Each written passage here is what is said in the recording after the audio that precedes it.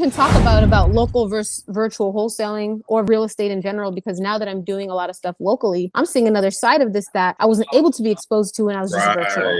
So I'm really excited about real estate. We're about 6 people on my team. Currently, we have $85,000 in the pipeline. 3 have buyers. 2 don't have buyers. And then I'm buying, like I said, the 3 deals. We're doing the text calling, AI texting. And then I also do direct mail.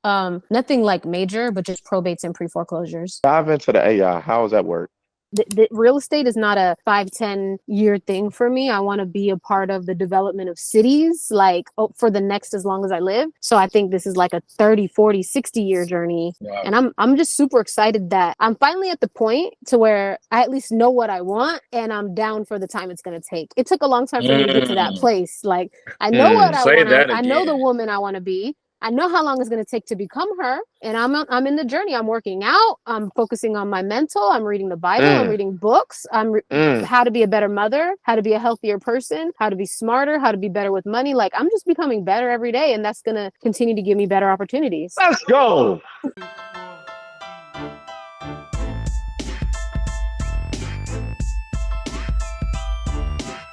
All right, yo. Welcome back. Another episode, Moguls in the Making, episode 55. We are back.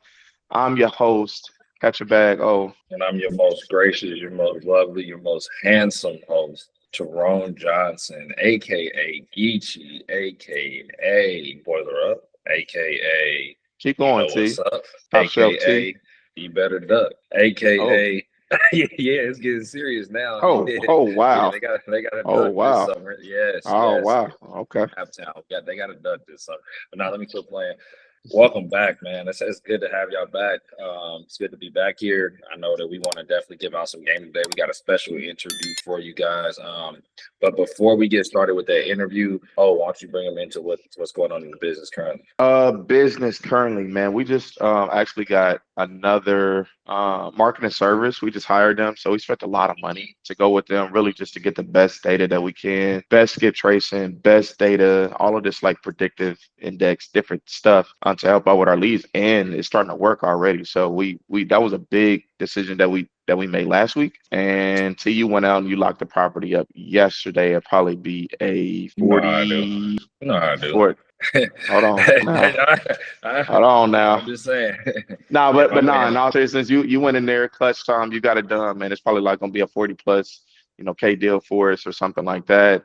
We got some JV stuff going on. Probably be another 6-figure month coming up. So it's good. All is well. It's rolling. We working. We rolling right to the summer. And we got Mace got something. Yeah. Throwing over there looking at that time, Mason got something. One of our guys, he might have something right now. So I'm gonna have to take a look at that. But what did you say? It's a lot. Okay. But yeah, sorry, y'all. That's how y'all know we really do this business. Like we're actually in the office with some of our team members and stuff like that, and this doing is the an podcast office interview, so you can kind of see one of our guys over there. But yeah, to cap that off, things are starting to flow well. Coming through May, the end of April, obviously we got some stuff closed up, but we're looking to close up all of this stuff in May if possible. Because we're starting this new system, man. I feel like we're about to have a lot more new leads on the marketing side. I mean, it's a lot of stuff that we haven't touched before here. So that's really interesting. Like we kind of rubbed our data up against the data that they have, and just to let you guys know, data is data, however you want to say it, inside of real estate, especially in the wholesaling business, it's the number one key. If you have bad data, you can't run a successful wholesale business if you have. Yeah, you're wasting your time. You're wasting your time. You might do a few deals. I'm not saying you're not going to do any deals. We've done deals. Shoot, we've done six-figure plus years with bad data before. I'm not saying you can't, but to sustain that over time, you have to go after the best data. So that's something that we noticed in the last few years, and we just went ahead and approached that the way we should have this year and knocked it out. But without further ado, who we got? Who we got today? Man, we got Tady in the building. Tady, welcome to the podcast. Hello, it's Toddy. Is it Toddy? Yeah. See, I know everybody do that. Dang, I'm sorry. No, you're good. Toddy. Toddy. You are all good. Welcome to the Toddy, podcast. like We're a gonna have to hot do that part toddy. again. So we gonna exit that out. All right. No, it's okay. It's toddy, hot toddy, toddy boombalati. We like to party. I Toddy. don't cause trouble. I don't bother nobody. Oh, Yeah, do you I got thank bars God or do and you got Ice Cube for bars? Friday. Oh, okay, No, okay. I'm just So kidding. I'm doing like T. I thought we all got to do our intros. Okay, exactly. I cool, said that cool, might cool, be the cool. most lit intro we've ever That might be a hard intro right there. had. Toddy, that Oh, might be you a guys are hard fun. intro. That might be hard. That might be dope. All right, All here right, we Toddy. go. But no, Toddy, I thank you for hopping on. I know you're busy. And you're doing your thing. We obviously seen you on different podcasts. We've seen you just out and about. We've seen you making moves, doing deals, closing deals. So that's kind of what we want to dive into. Just a business deep dive, see kind of how your business looks today. And for our audience, go into detail about certain things. Some people are more advanced than others. But what does your business look like today? Overview. Yeah, so right now, technically, I have three businesses because I don't count my real estate buying with wholesaling because I buy real estate, alone or with specific partners on specific deals versus my wholesale business is with a partner. So we wholesale together. Everything we do together. You guys might know him. My partner is Daryl. So we wholesale together. And then as far as buying real estate, I buy real estate by myself or I buy real estate with, right now I have three deals that I'm buying each with a different partner, like JVs. Mhm. So my wholesaling business, what it looks like right now is we have three VAs, two mainly focus on cold calling and follow up. They do both because right now we're using AI to text and to cold call as well. So our leads are getting generated from AI, texting, calling, and a cold caller kind of going back through those in the system and making sure because sometimes the AI will start texting someone and it'll just kind of ghost or the person will ghost. So we have to have a VA in there kind of going through that. But my team is super lean right now. For acquisitions, we only have two people. For Dispo, we have one person. And then we have me and Daryl. I lead Dispo, data, and the cold calling. And then he Mhm. leads the lead managers, the acquisitions. He's still locking up deals. And honestly, I still lock up deals all the time too, even though I'm supposed to be like over Dispo, just being Right. in the day-to-day of buying real estate. When I go look at a deal to buy, obviously, if it's not going to make sense for to buy for me, it could be a wholesale to somebody else. So I naturally am still I was before the podcast, I was telling you, I'm about to lock up a deal right now that I got sitting in the hair salon, which is Right. something we can talk about local versus virtual wholesaling or real estate in general, because now that I'm doing a lot of stuff locally, I'm seeing another side of this that I wasn't able to be exposed to when I was just virtual. Right. So Right. I'm really excited about real estate. We're about 6 people on my team. Currently, we have $85,000 in the pipeline. Three have buyers, two don't have buyers. And then I'm buying, like I said, the three deals. I have my coaching business. So what I'm doing is if I make money in my coaching business, I'm trying to spend the cash and buy real estate versus I know me, I spend money. So if I just have it, I'm going to spend it. So this 2024, I'm trying to spend the money before I spend it on something dumb. That's smart. That's smart. We all get there. We definitely all get there. We do.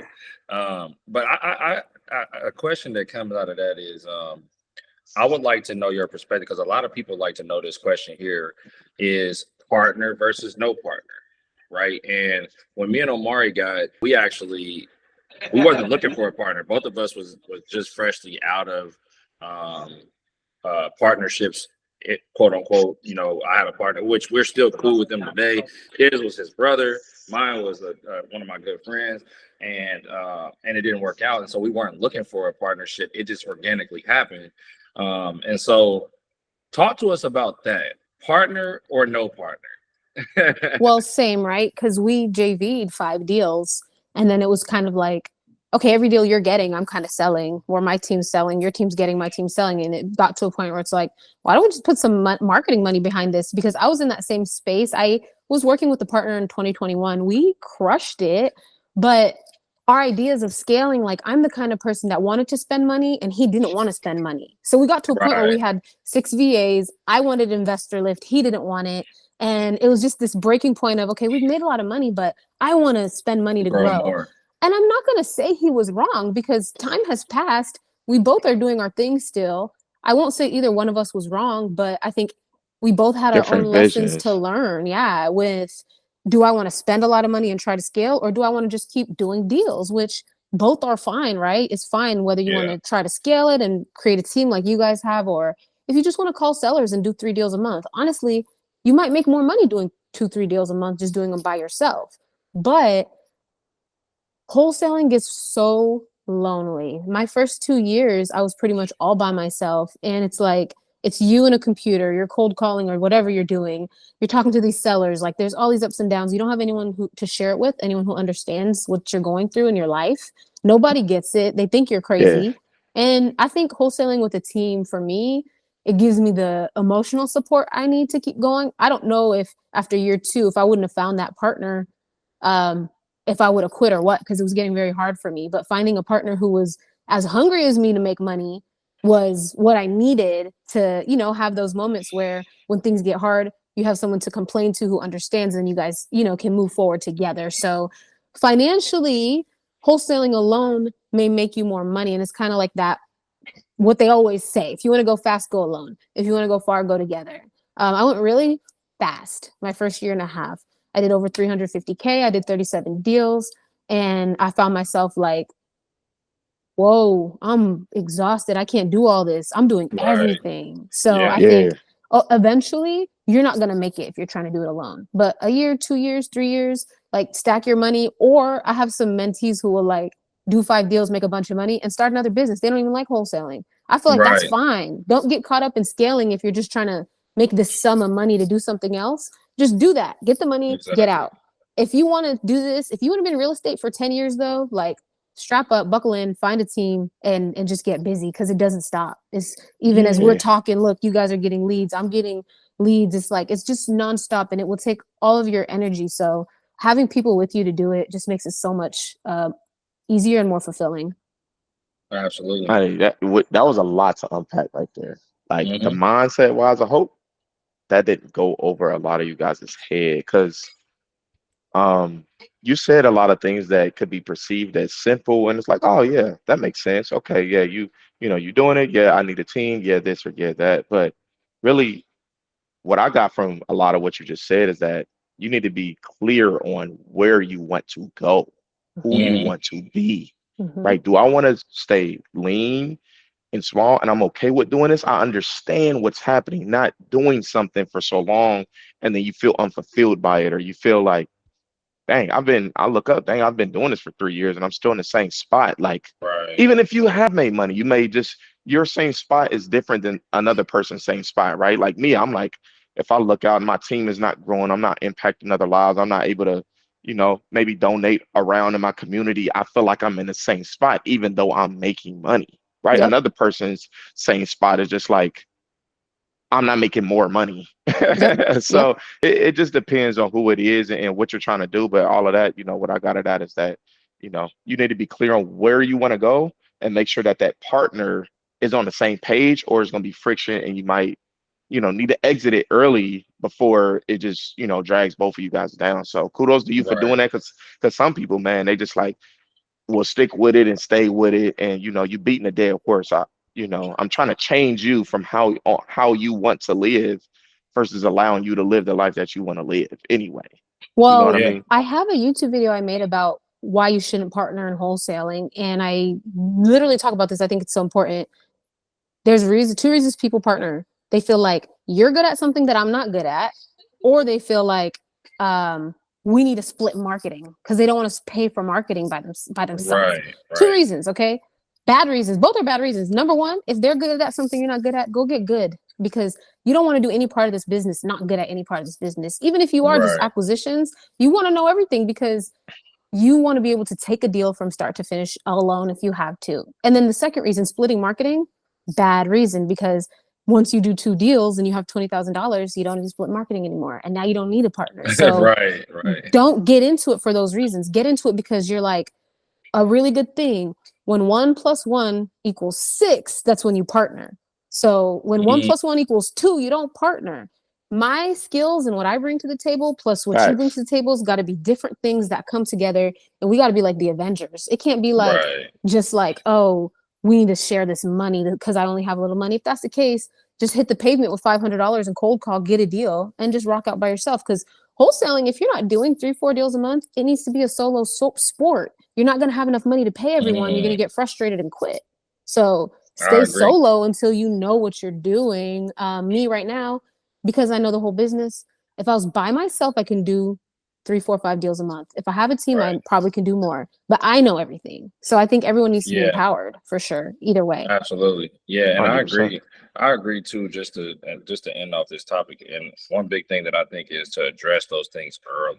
Like Yes. like honestly, before you're ever even in a partnership, address where you want to go and how you want to get there. Because we've seen people, and this is a real life example. We've seen people that we've paid $30,000 for coaching and stuff like that, and they paid all that money just for the coaching to tell them that, hey, y'all actually don't mix, y'all don't work together, and they split up.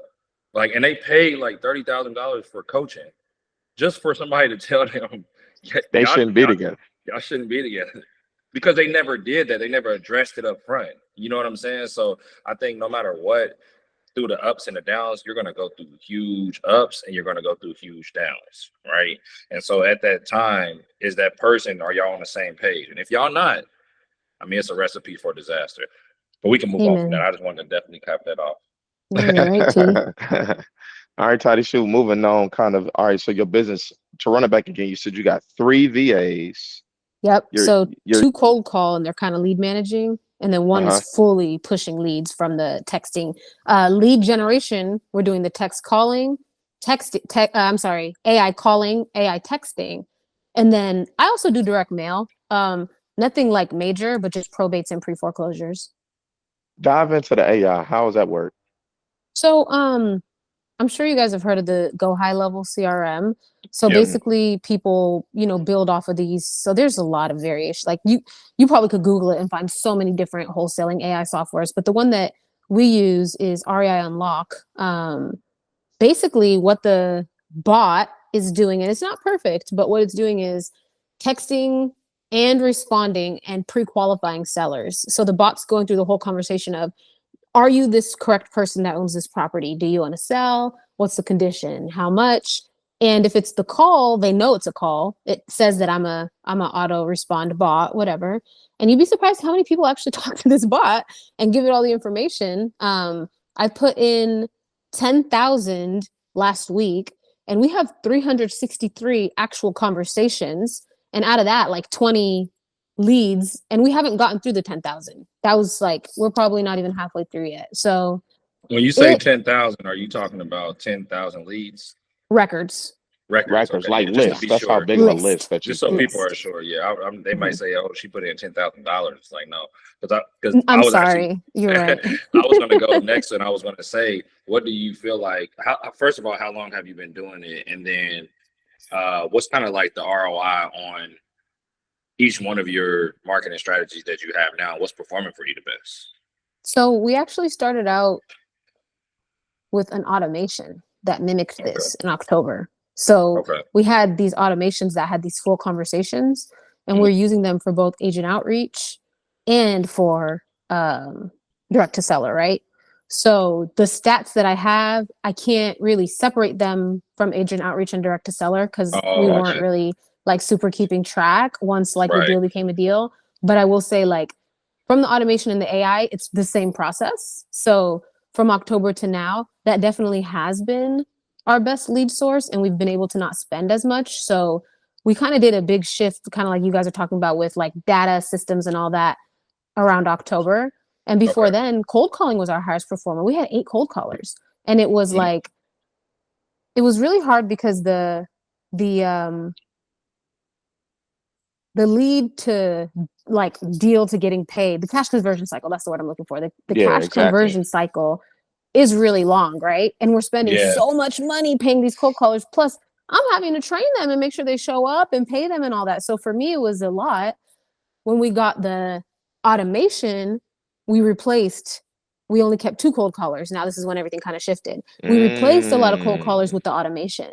So with that, our ROI, so we went from spending like $8,000 a month to spending under $3,000 a month. So for us, it was also about spend, because last year we did 26 deals, but our gross, like what we took in our company, because a lot of them were JVs, but what our company took was over 300K, but I made way more doing less deals. So I was just confused on like, why is this happening in our business? Like, why does it feel slower, even though it feels like we're doing deals? You know what I mean? So it was that cash conversion. It was like that money getting all spent. We're spending so much money to make less now because the real estate market changed, period. So it was easy in 2020 and 2021. In 2022, things really started to change for me. And I realized like, I don't want to manage this big team of cold callers. Plus, I'm focusing so much on like coaching business and stuff too. I don't want to have to always be hiring, firing, training cold callers. So that was a big push to the automation. It's high turnover for sure. Yeah. So between agent outreach and direct to seller, that system brings us about 3 deals a month. And then I'll get like 2 or maybe 3 from JV from my mentorship is a partnership. So I partner with my mentees. So they virtually wholesale in like all these different markets. So when people get a deal that they can't sell themselves, they bring it to me, my team dispose it. So we'll do like a couple deals that way as well a month. Which honestly, that's probably our biggest ROI because we don't spend money on that. I make money. Exactly. I make money to do deals and make more money with people because they pay for my mentorship and then they pay me when we do deals. So for me and them and my team, it's all a win. But again, like we talked about, I have a 50-50 partner in my wholesale business. We pay acquisitions 10%. We pay dispo 10%. We pay JVs. So how much money does Toddy take home from that business? You know what I mean? Exactly. So that's why I do my other stuff. I buy real estate. I'm buying real estate now. I'll tell you guys this, but I haven't even said this out loud. But I'm buying now to actually, instead of regular rentals, I'm getting in the system of the independent behavioral health. So I can put the behavioral health patients in my rentals instead of just regular tenants. I'm sick of regular tenants.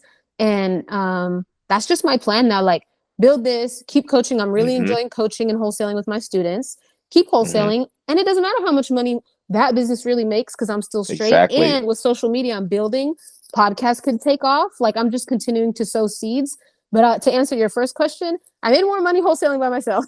But it's all good. Because it's that scale, you know, because you go from making a lot of money and then you go to a scaling part, just figuring that part of it out, where it's hiring people, systems, all this other stuff. Like, it's not just when you bring on one person, it's like, oh, now they need a headset, now they need the software, now you got to up the whatever. Like, let's say for example, okay, now I need subscriptions. Like, it's everything, right? Like batch leads, like for example, who I hired on another cold caller. Okay, now I'm getting 10,000 per record per seat. Now with this one, I need to go up to the next membership. So then you need more it's just data, stuff that you don't more even skip think tracing. for. More skip tracing, all And of then that, what right, about on a your monthly time basis. training them? Because when O Exactly. was on the phone, he could have got 3 deals this week. But now he's not on the phone. He's training this person who's not going to get a deal for 2 months. That's what we deal with. And then you have turnaround in that. So if you don't want to be in this for a long time, don't even do it. Just do deals. But if you want to be in for a long time, like what you guys are doing, very impressive. I've been, watching you guys. I've been like me and O have been DMing for like a couple of years now. We're never able to make this happen. But that's sweet. It's like everybody has that like starting point. The first thing is just, I need to make money. Then when you make money, it's like, okay, it's not as hard to make money as I thought now. What do I want for my future? And then the world is your oyster because now you know how to make money. So I think it's so exciting. I agree 100%. 100%. Yeah, I'm just, where is all your ambition and stuff come from? How they like, you know what I'm saying? Like, it just seems like you just like take us back on fire. Like, I can tell. Oh, I'll say this word because some people know. Only if you know, you know. I can tell you, Habisha. Yes. If you know, I'll let you kind of explain what that is. Yeah. So Habisha is the. You speak Amharic? Yep, I speak Amharic. I see. You have family from Addis? Yeah, I have family, but most of my family is from Gondar. But I do have some family in Addis. Everyone who's watching this is going to be like, "What the heck are they talking about?" Right. So which side? which side though? How do you got? To me, see, I teach y'all. right? I'm just saying y'all as a whole, because if I speak to somebody, they're like, "Oh, I'm Eritrean." I'm like, "No, you're not. You're Ethiopian." And if it's somebody that's Ethiopian, I'm like, "No, you're not. You're Eritrean." Just to see if they give me the reaction that I want. But Oh no, not me. I'm Ethiopian, right? But I was born in Fresno, California. I speak Amharic. My family raised me, very sheltered, very cultured, but I'm still from California. Then I'm from Vegas. Like I grew up in yeah, America, so I'm Ethiopian, but I don't care about Ethiopian Eritrean. I feel like we're all Habesha, and I yeah, love Eritrean. Like we eat the hmm same food, we speak the same that's what languages, I'm we have the same saying. culture. There was just a It's the Right. war same thing that that split y'all. that That split just us. split. Yeah, Yeah. and that Yeah. civil war is what had my family. I wasn't born yet. They went to Sudan, and then my family came to the United States. I was born a year later, but they fled because of that war. My dad's Mm. whole, friends, family, a lot of people got killed, but I don't harbor that like you guys did that. No matter what country you live in, United States, whatever, there is always going to There's be something. something There's going on. something. I So mean, I there's don't something. carry that. Like I don't. I'm here like I really truly believe we're all God's people. I don't believe in like race baiting. I don't believe in none of that. I truly believe like God created us and it's about the person, the mind inside that person and their personal integrity, their personal, responsibility and ambition. That's all I judge. I don't judge people based on where they're from. So Yeah. the Eritrean Ethiopian thing, it's like, it's more for like older people. I feel like, honestly, I feel like the younger Right. generation, we all like just vibe because we're all Habesha. Um, Yeah. Right. but I also am a Black American. Like, I think a lot of Yeah. people Right. feel like because I'm Ethiopian, I don't qualify for the Black American experience. But my experience in America Has Is is a been Black Black that. American American. experience Absolutely. Right. So you grew up in Fresno, you lived there for most of your life? till I was 6, and then Vegas, Oh, and then okay. San Jose, and then I went to college in Louisiana. Okay. So, Because we go to this lake up by Fresno. We used to go to this lake every year up by Fresno when I lived in California. what What is it lake? called? Damn it, what is it called? Woodward? Lake Millerton is what it was called. Okay. Yeah, so it's kind of like right off the town, but like you can get into like the middle of Fresno in like 15 minutes basically from the lake. So it was fun. Fresno's ghetto. It's like the meth and Grand Theft Auto capital. Like people think Yeah, California, no, but it is. Fresno is not nice. And then Yeah, Vegas is Fresno is wild. also, Vegas is Vegas. So, Yeah, I lived in Vegas too. yeah, Yeah, Vegas that's is funny wild. because you look familiar. Hmm. She saw me walking the streets. She saw you walking She down saw, the strip. she Hold up, saw T. right. No, but Vegas is She said back to wild. your somebody need to question, go help like him. I would say that my ambition or like I was always I'll tell you like as a child, I was always like straight A's, AP classes, honor roll. I'm not the entrepreneur that has that story of like, oh, I was failing. No, I was the top. Like I was always the best at school. I was always the best. I was in gate. And it was just boring. School was boring to me because it was too easy. Then when I got about 15, um, I guess it was just too boring. I start, Vegas, whatever, just being crazy. I start being crazy. And then I had my little crazy years. And that's when I learned that you don't have to have a job to make money. And then after that, when I turned 20, I got my real estate license. And I was like, I'm going to do real estate. It was very hard to sell a house. I cold called for like 6 months, driving like a beat up Camry. I'm like, no one's gonna take me seriously. I'm too young to do real estate. So I started selling timeshares. And when I met people in the timeshare industry that were like between 30 and 40 years old, making like $50,000 to $80,000 a month, selling timeshares on the Mm. Vegas Strip. They were Mm. living a life I never believed was possible for people that young. And I learned sales. I spent 2 years at that job and I just learned so like face to face, in depth, serious sales. And it was like, I Yeah, had no neither idea. So me. I got exposed. Like you can make a lot of money out here. Started working on the strip. And then during COVID, I got laid off my waitressing job. And I remembered wholesaling. And that same kind of sales fire kicked in.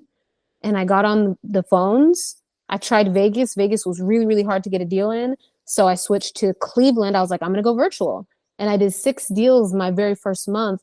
Cold Damn. calling, 6 to 10 hours every single day. Like most days about 8 hours, but at the minimum 6 hours a day, cold calling, 6 days a week, Monday through Saturday. And I got That's those true dedication. results. That's true dedication. Let me tell you why. Wow. Even on our live last night, I just got done talking. You got to go live Wow. to get this information away.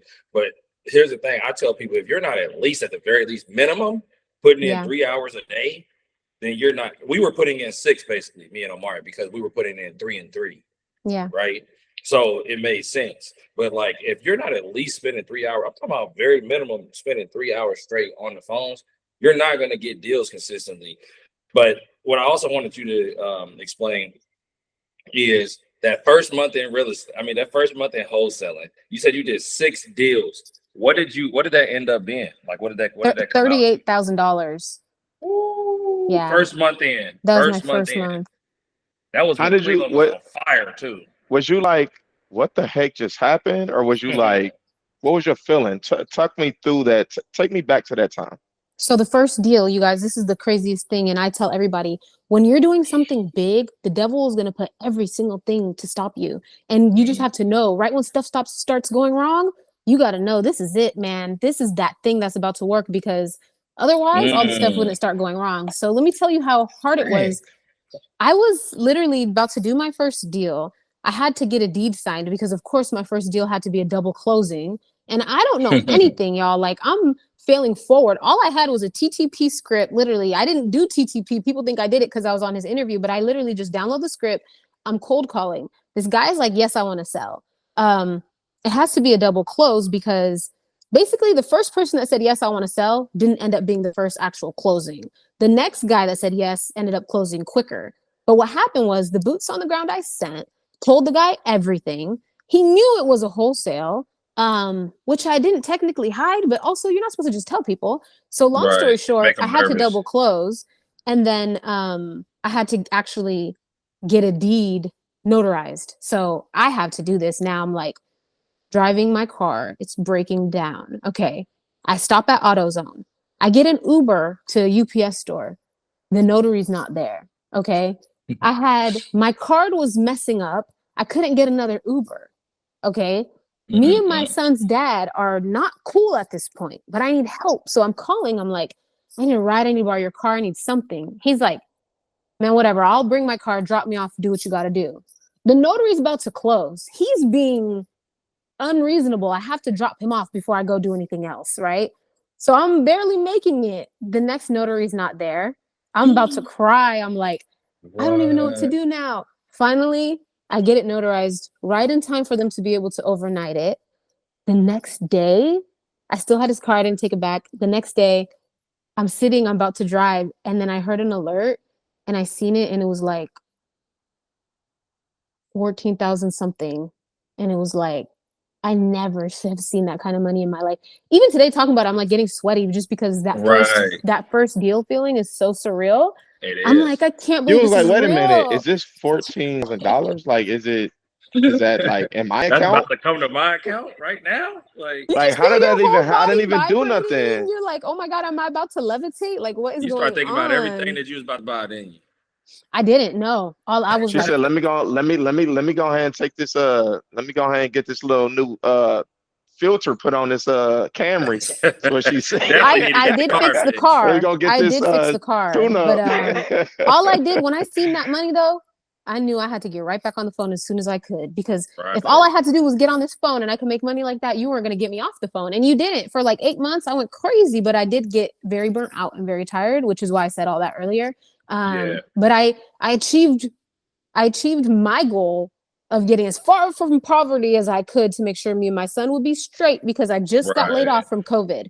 The only place my head was at was I need to get us as far from poverty as possible during COVID. And I did that. And then because I did that, I was able to take a step back and build what I actually want to have my life look like. I'm gonna give that a hand.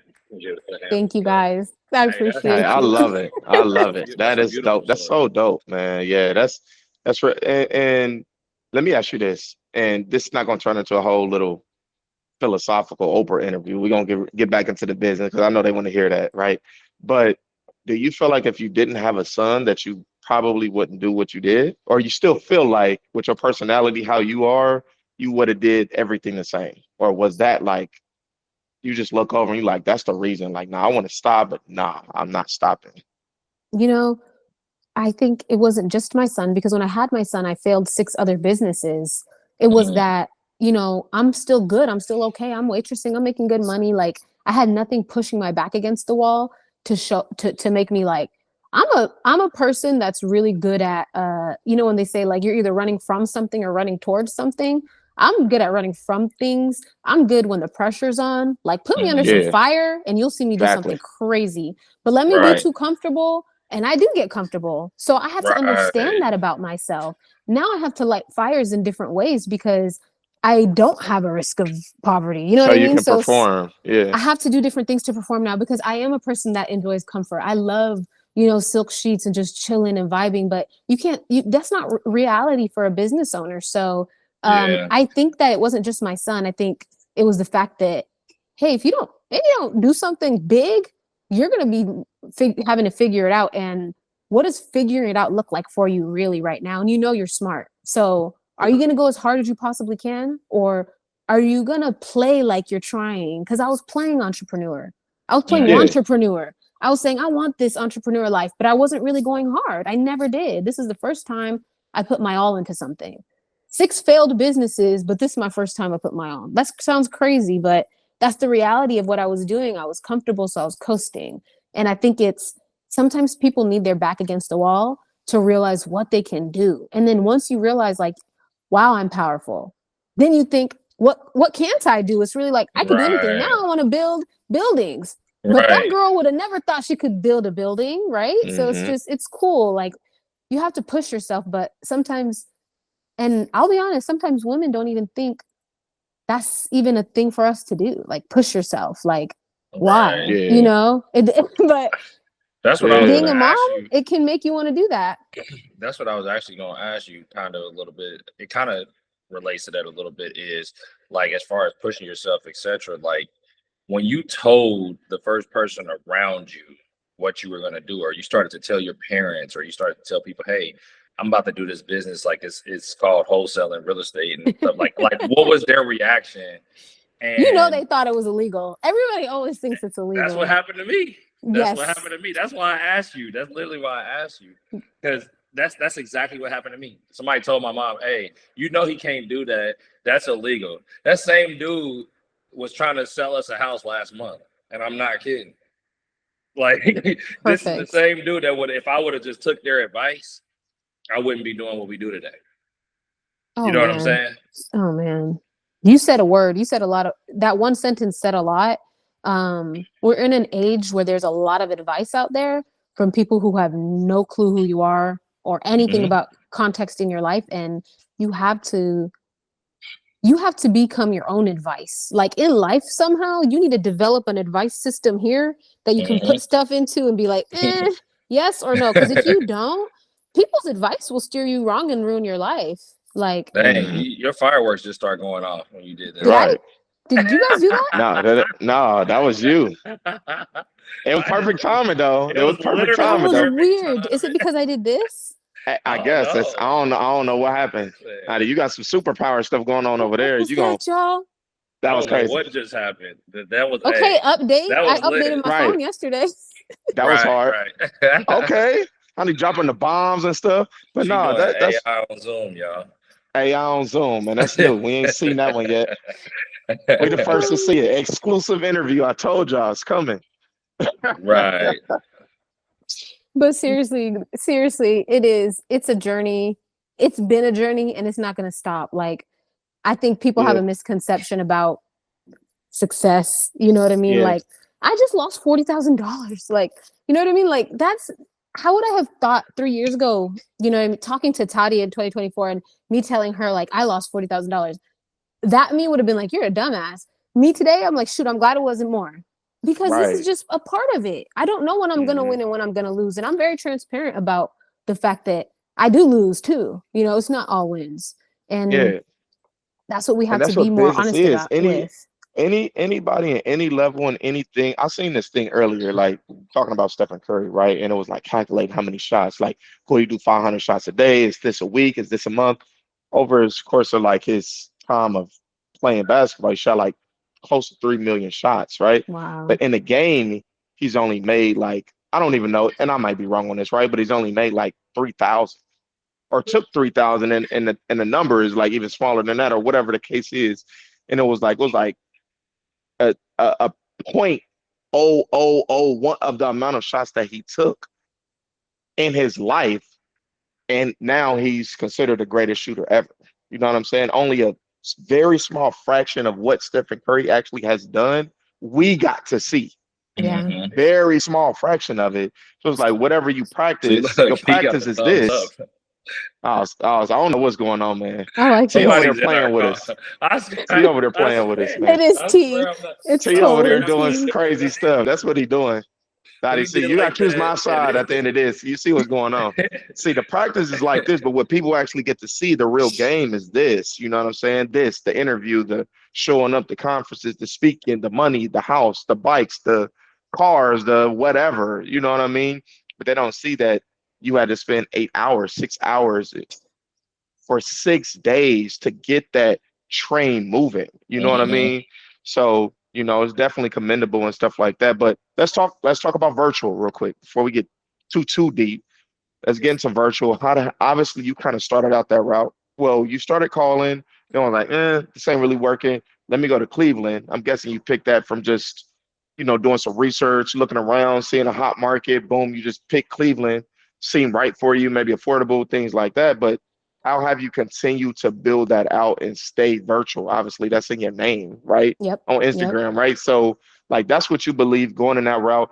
And this is something that me and Tyrone haven't been able to really do like that. Like, we got the JV side down, and, people bring us deals. They know what's in our market. So, we got acquisitions and we got JVs, and sometimes the JV sometimes is more than the acquisition side, or Mhm. right there at the same, but some months, a decent amount of months, it's even more than the actual side, the paid marketing side for us, just because we got a voice, a brand, stuff like that in Definitely. our city. Yep.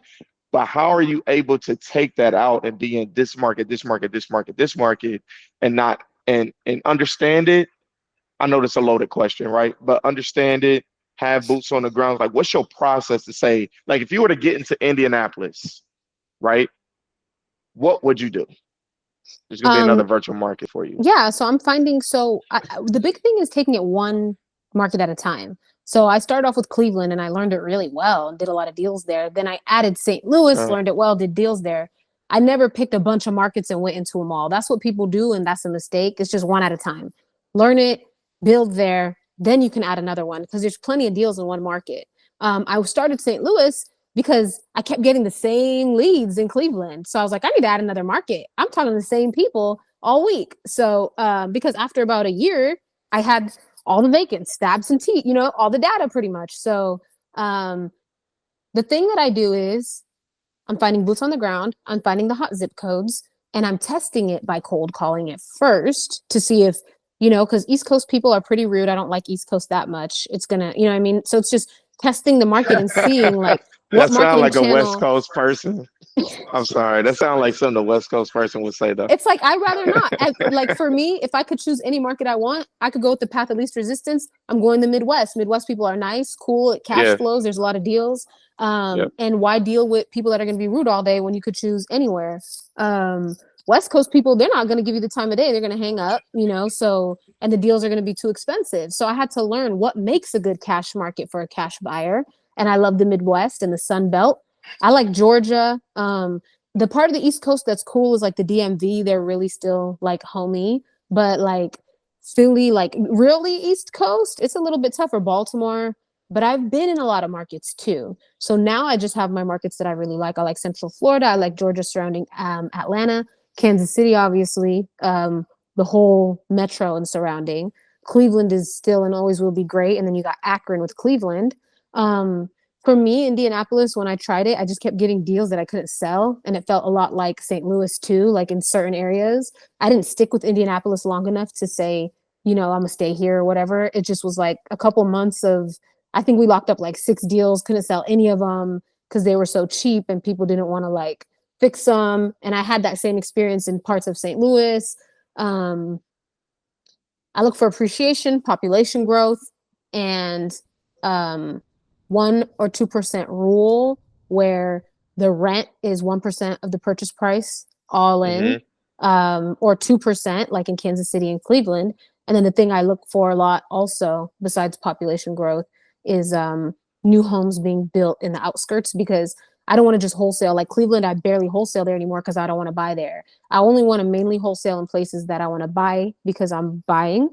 Lastly, my students, I give them 12 markets, my community members, I should say, because we're really partners at this point, but I give them 12 markets to choose from, where I have also boots on the ground and buyers and stuff, for them to find deals there. So I know my team can sell them versus giving them like, just go wherever you want. You know what I mean? And then I can't really sell the deal. I'm going to move to the car because I have to go pick my son up, but we can still continue because it's like a long pickup line. But that's my process for picking a virtual market. And if I started again in Indianapolis now and chose to stick with it, I would also add in, like, I would try to figure out what areas are kind of like becoming suburban. Like, what are the areas that maybe used to be more hood? I wouldn't say like gentrified yet, but are on the road to that. And I would try to actually find deals there, but buy there, because I think a big mistake I made was selling everything, for the first couple of years, selling more and not buying anything. I think what you guys have been doing is smart, getting involved in, like all the aspects of real estate. Absolutely. Because you get that tax bill and you be like, damn. So that's one big if you pay it. No, I'm just kidding. Right. You're on the run. But no, seriously. Catch me if you can. Yeah, that's one of the biggest reasons, to get into, the rental side of stuff for people that's already making money, right? It's obviously you want to build wealth and things of that sort, but at the same time, I mean, those tax bills become a lot lighter when you got a few rental properties a year, when you're working with your CPAs in the right ways, right? So I think that's something that's huge, that's been huge for us. But also, we actually kind of, we talk about it like that. So it did help us save tax-wise and things like that. But also on the flip side of it is, we feel like, hey, maybe we should have flipped to market during so hot of a time, right? That we were purchasing some of those rental properties that we were purchasing and wholesaling. It's like, we could have just flipped to market, and I mean, it would have went like that. But you don't know the market until it's happening. That's the, you know what I mean? Like, you try to time things, but that's why we just do the business every day. And when the right opportunity comes up, you're ready for it. That's what I learned, because I was trying to time stuff too, and I bought at an expensive time, but then I got out, you know what I mean, before interest rates went too high. I got super lucky. I sold 12 properties in Cleveland I would have got messed up on if I kept them with the interest rates and stuff, because I had hard money loans. So refinancing would have been crazy. So I just sold them. I had a 6-month time where I sold everything. But on top of that, besides building wealth, I think one thing people don't think about, when you get a deal at a discount, you're building yourself a mini bank in the equity of that property. So when hard times do hit, because hard times do hit, you can refinance, get 30K, get 20K, start your business back up, do what you need to do, move something around. Because I know investors who've been in the game 20, 30 years, hard times hit them in different cycles of their life, and having assets that you can liquidate is how you stay in the game. So it's like I messed up. You don't ever want to be in a position where you got to start wholesaling from zero again. You want to have some stuff, and you got that opportunity because you're getting the deal at a discount from day one. Just buy it, and buy it with a person. Buy it however you can buy it. When it's really good and there's that much equity, buy it, and I believe in that now. If you can, just buy it. Yeah, I mean, keep this to note. This is for our listeners and stuff like that. It's all it does is this. Real estate is going to do this. It's cyclical. So the next time that we get that feeling, we're going to know exactly what that feeling is. Pause. Yep. But seriously, we're going to know exactly what it is. We are. Because we like, next thing you know, your barber is trying to buy real estate. Next thing you know what I'm saying? Everybody that you talk to say, now, I just started wholesaling. Yeah, I just started doing flips. I just did about 5 flips. I'm like, okay. So everybody and their mama is starting to do real estate. Okay. That means it's time to sell everything that you got. Okay. Because at that point, it's too Christmas. Like, it's like Christmas out here. Like, anybody can jump in and do deals. At a time period here in Indianapolis, you can mess up by like 50,000 on the budget and still make some type of money on the back end of it. Right now, if you 2021. mess up, exactly. Right now in Indianapolis, you do the same. I mean, you're losing 40. You're going to lose that 40 if you mess Yep. up like that now. So you're able to learn the game as it goes through those cycles. But one thing for sure and two things for certain is it's going to be cyclical. It's going to happen again. And we ready, all three of us. It's Yeah. happening, and it's starting to happen right now. If you notice, a lot Yep. of discounted deals, pre-foreclosures, a lot of people are losing property, and this is the season right now. I think the next 3 years is going to be a free-for-all with Clean grabbing up. properties. So, Yes. you know, align yourself with the right people with money if you don't got it. Yeah. When people get greedy, I forget the exact quote too. So I'm trying to quote it and can't even When quote the people quote get right. fearful, that's when you Yeah, you get get start greedy. investing. Yep. And then when people Yeah. are investing, Get that's when greedy you is when get you get fearful. fearful. I Yep. love Absolutely. that. Yep. Absolutely. That's That's And then Warren Buffett. that's what it is. Yeah. Warren Buffett. Yeah. Exactly. That's what you do and kind of stick to that motto. But again, you know what I'm saying? That first 5 years, first 3 years, you can't even see this point of view because you don't have enough experience yet, unless you pay for mentorship. Absolutely. Well, don't Unless you say pay Absolutely. through that. No, unless mentorship you or pay like, for mentorship and comprehend and use the mentorship and take action on the right, mentorship. yeah, Because and people actually will go pay through it for it and do and that. never Yeah, do and not even anything. do it. Yeah. So yeah, do it, actually do it, get the knowledge, gain it, and go and get the experience. But that's the only thing that can shorten you guys' learning curve. You For know, we sure. did it, you did it. We took action and we helped learn through it, and we had, a village or people that we can lean on or call up, and even, we can call each other. I'm like, dang, how you feeling about this? Like, has this been Right. kind of going weird for you? And we able to just talk like that. Like, guys, you don't understand how important that, just being able to do that is, how much knowledge or, information that you're able to share back and forth, how invaluable that is, when you're doing this on an island, so even if you are making money, you think that you're the guy, you was working at, whatever, Foot Locker or Amazon or whatever the case is, and you made 150,000, and you the guy in your family bought you a chain or some shoes or whatever the case is, baby got some diamond earring, whatever the case is, like you that guy, and like I can do it all by myself. Like, if you want to stay in the game a long time, it's not, real estate is a relationship business, period. Absolutely. From the sellers to the buyers, to if you do coaching and you have mentees, to your fellow colleagues who you do deals with, or just who you got a good relationship with that could benefit in the future. However that looks like, it's 100% relationship based. It is. It Absolutely. 100%. is. That's a Well, skill yeah. you need to develop. Well, yeah. So, Toddy, before we get out of here, though, we got to know where you're going. We want to know where you're going next. Like, what's next for Toddy and the team? Anything on the horizon, like on the super horizon right now? Talk to us about that before we get out of here. Yeah, I kind of let you guys a little bit in on the behavioral health interest that I have in rental properties, like not just doing traditional rentals anymore. And I also just bought my first commercial property that's a restaurant and a retail.